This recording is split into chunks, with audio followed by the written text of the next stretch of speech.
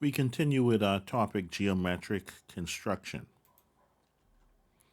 So this is objective 1C. The objective is still to use geometrical instruments. We're going to learn to use it to draw line segments. So when we draw in a straight edge, ensure that you apply sufficient pressure to the ruler so it doesn't move while you are moving the pencil along the edge of the ruler. Most rulers will have both inches, the imperial, and centimeters, the metric readings on them. So this is the inside 1, 2, 3, 4, 5, 6-inch ruler. So when reading the numbers, one group of numbers will be readable while the other group will be upside down.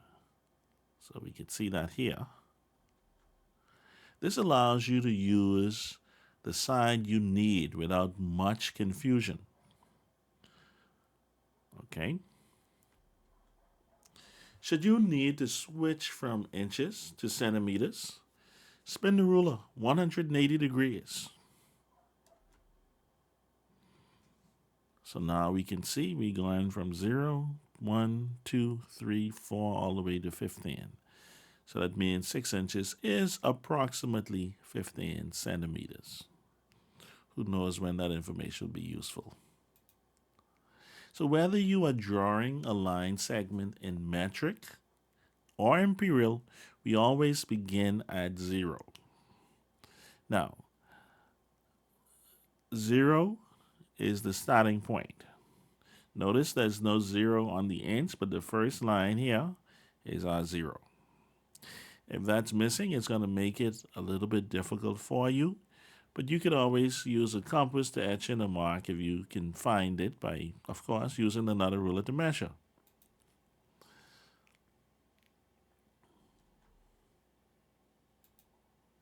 So here's our point. This is at 0. So if you need a 5-inch line segment, you place the mark at 0, and then you place a mark at 5. So we put our mark. Now, you would have the ruler against the paper, and then you'd place a mark at 0 and place a mark at 5. And that's going to give us a 5-inch distance. Of course, now we have to draw the line segment. So if you are not using a 12-inch ruler, you can switch. Now, the 12-inch ruler will allow for greater precision. That is because when you're drawing a longer line, you need greater control. So the 12-inch ruler can give you greater control. Now, if it's a short line that's less than 4 inches, I would say the 6-inch ruler would be better. But once you start drawing lines that go beyond that, for precision, the 12-inch is better. Well, usually, when I was in school, if I was using a 6-inch ruler, I'd have to draw a portion and move the ruler again. And of course, when you do that, you lose your precision. So use the 12-inch ruler if you can. If you don't, you do the best that you could with the tools that you have.